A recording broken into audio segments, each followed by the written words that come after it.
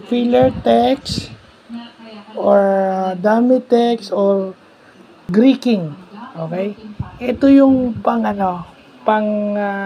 spoof ng isang email filter. So, greeking yung ibang tawag rito dahil bigla na lang yan gagawing unreadable yung isang symbol.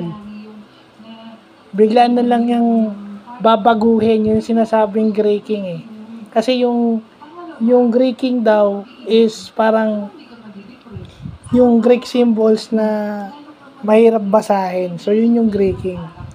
Pero in-apply lang sa computer science yung term na greeting dahil sa ganon. So, it makes symbols unreadable pag greenick na yan. So, yun na yun. Pangontra ng email filter. Kasi may email filter, di ba? So, may pangontra din yung mga galing na hacker dyan. Yung mga galing na email hacker dyan, yun yung ginagawa nila. So, again, may natutunan naman tayo sa cybersecurity. Maglalagay randomly generated itong filler text. Filler text, dummy text, or greeking, or pinsan placeholder text, yung mga tawag dyan. So, yun lang pa.